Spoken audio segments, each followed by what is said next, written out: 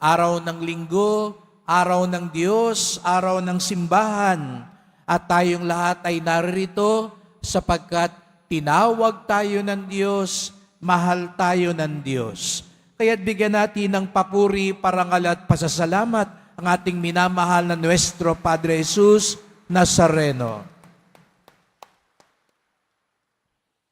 Ngayon ay nasa ikalawang linggo tayo ng Adbyento, ang panahon ng paghahanda para sa Pasko ng pagsilang ni Jesus Nazareno.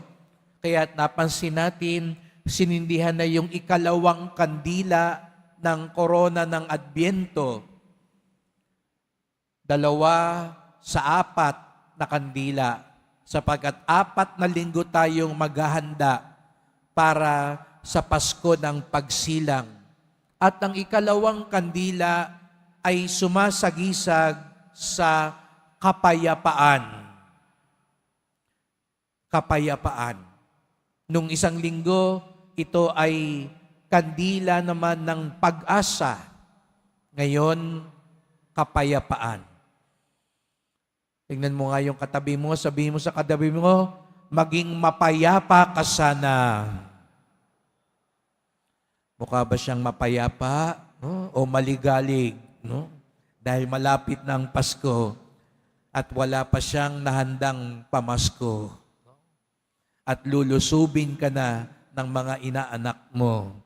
Kaya maligalig ka na. Wala ka pang panghanda. Wala pang Christmas bonus o ubus na. Maraming kalaban ang kapayapaan. Minsan nakala natin ang kapayapaan ay kapangyarihan. Akala natin ang kapayapaan ay ang kalakasan.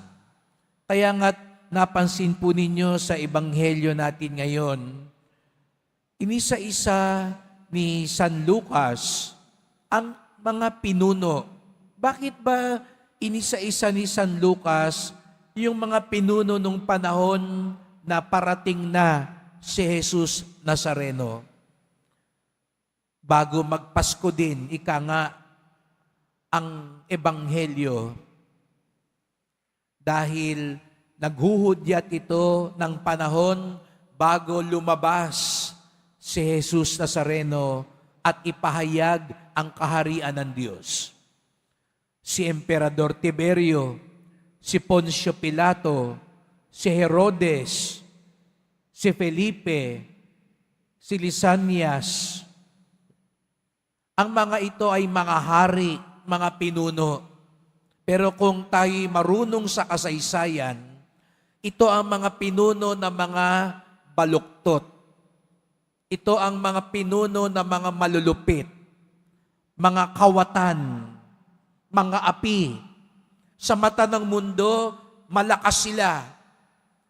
Pinapatay nga nila yung mga kaaway nila eh. Pinupuksa nila ang ibang tao, lalo na mga maliliit. At dinagdag pa ni Lucas, si Anas at si Caiphas, ang mga punong pari sa templo, na bagamat sila'y dapat makadiyos, sila din kurakot. Sila din mga tiwali. Siguro tayo, nung narinig natin ito, hindi tayo nabahala kasi hindi natin sila kilala. Pero nung panahon ng Panginoon, nung narinig nila ang mga pangalan na ito, ilarawan nyo lang mga taong mga noon, bumabagsak ang balikat nila dahil iisipin lang nila ang mga nagahari, mga puwersa ng kadiliman, ang mga namamayagpag, yung mahilig sa fake news, yung nambubulsa ng kaban ng bayan, yung nangaapi sa mga maliliit, at ang dahilan kaya lalo tayong naghihirap. Sa gitna ng kadilimang ito, doon lumilitaw si San Juan Bautista, ang tagapaghanda kay Jesus Nazareno. At sabi nga sa Ebanghelyo, ang salita ng Diyos nanahan sa disyerto kay Juan Bautista. Hindi doon sa mga nasa palasyo, hindi doon sa mga nasa may kapangyarihan at may kayamanan. Ang salita ng Diyos ay nanahan sa disyerto kay Juan Bautista. Ang kapayapaan na ating inaalala ngayong ikalawang linggo, hindi mananahan kung kani-kanino. Akala natin minsan, pag marami akong pera, mapayapa na ako, masaya na ako. Pag ako ang nasa posisyon, kaya ngayon, di ba, ang dami-dami nag-aaway. Magkakamag-anak, magkakaibigan, para lang sa posisyon, dahil akala nila, pag may posisyon ako, masaya na ako. Buo na ang buhay ko. Hindi po mga kapatid. Katulad ni Juan Bautista ay pinapaalala sa atin ang tunay na kapayapaan. Nasa salita ng Diyos. Nasa presensya ng Diyos. Kaya nga kayo nandito po Ngayong linggo, kaya tayo nagsisimba, gusto nating sabihin sa mahal na pong Jesus Nazareno, nasa inyo ang kapayapaan. Hindi kung kani-kanino. Dahil kahit mayaman ka, makapangyarihan ka, tanyag ka, hindi ka pa rin magiging mapayapa. Kaya nga sa mga pagbasa, ang daan daw sa kapayapaan ay pagbabalik. Kaya nga sa unang pagbasa, narinig natin sa mga propeta, babalik na ang Israel sa Jerusalem. Babalik na ang bayan ng Diyos sa kanyang tunay na bayan. At ang ating paglalakbay dito sa lupa ay pagbalik sa tunay nating tahanan. Di ba ang tunay nating tahanan ay paraiso? Pinalayas lang kasi si Adan at si Eva ay nagkasala. Pero tayong lahat itinakda sa paraiso, sa langit, sa kaharian ni Jesus Nazareno. Pagbabalik. Kaya ang buhay natin sana ay maging paglalakbay ng pagbabalik. At papaano tayo makababalik?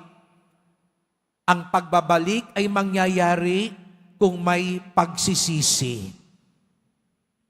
Pagsisisi. Kaya nga ito ang panawagan ni Juan Bautista. Ihanda ninyo ang daraanan ng Panginoon. Tuwirin ninyo ang landas. Pagsisihan nyo talikdan ang inyong mga kasalanan. Handa na ba kayo sa Pasko? Nakasabit na ba ang mga parol? Nakakabit na ba ang mga Christmas lights? Nakalista na ba kung ano ang pang Noche Buena? Nakabili na ba kayo ng isusuot nyo sa Pasko? Opo, kasama yan sa mga pinaghahandaan natin. Ngunit ang tunay at mas mainam na paghanda, pagbabalik sa Diyos, pagsisisi, upang sa gayoy tunay tayong makamit ang kapayapaan na ibinibigay ni Jesus Nazareno.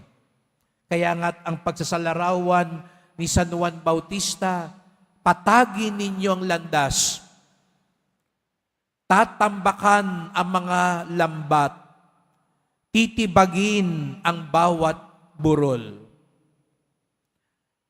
Dagdag bawas, ika nga. Pangit minsan pakinggan yung dagdag bawas kasi alam natin, nung eleksyon niyang ginagawa, dagdag bawas. Pagandahin natin ang ibig sabihin ng dagdag bawas sa buhay natin. Ano yung dapat dagdagan ngayon?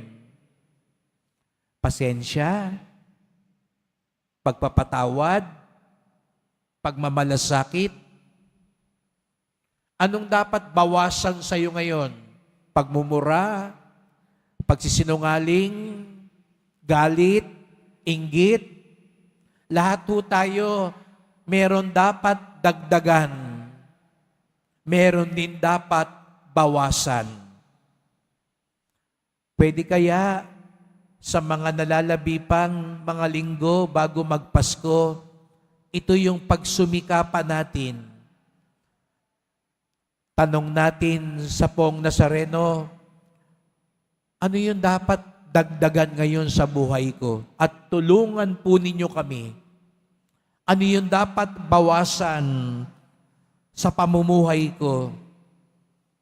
Bigyan nyo kami ng lakas, bitawan na ito, bawasan na ito, alisin na ito, para mangyari ang tunay na himala, ang tunay na pagpapala, ang tunay na kapayapaan.